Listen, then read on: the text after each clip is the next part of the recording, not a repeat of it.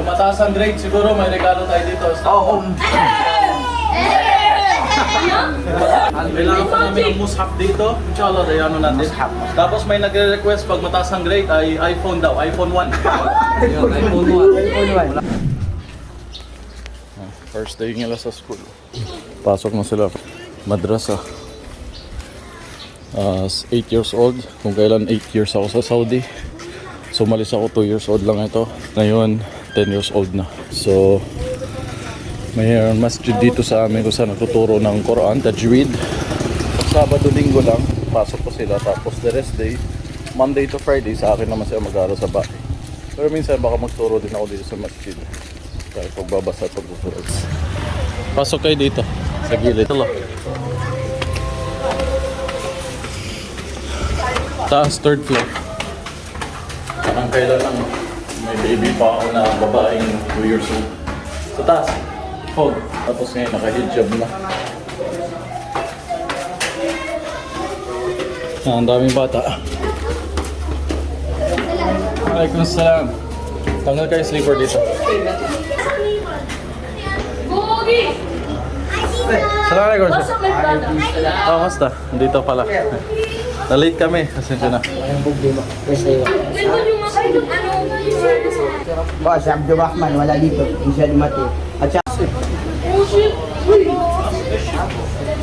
Tabi ko. Yung ano? Oh, may maginig kayo. May English na ng kahit si Chef.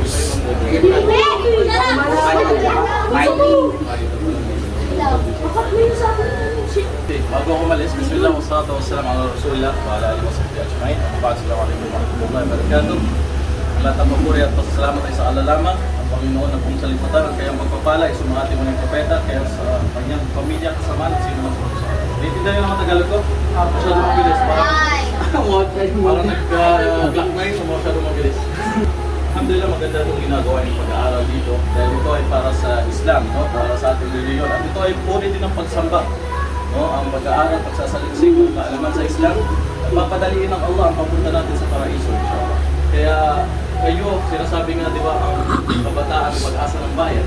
So kayo ang pag-asa din ng Islam sa future, inshallah, na magtuturo din kung ano yung natutunan nyo sa inyo, chef. Pasa-pasa ito dahil hindi naman habang buhay tatagal kami dito, no? At kayo din, kailangan nyo matuto para matanggal tayo sa sarili natin kamangmangan o sa pagiging walang alam o ignorante sa ating reliyon, di ba?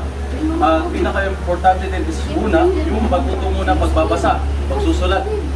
Paano mo maintindihan ang Islam kung hindi dito din sa pagbabasa, pagsusulat ng Arabic? Kaya huwag mong isipin na hindi ko naman lingwahe ito, Arabic ito, di ba? Galing may Lords. So mukhang open masyado teacher yun, no? Kaya hindi yata kahit ako sa teacher. So kanina man ice cream yan, isubo na yung isang beses para matapos na. Ay na lang.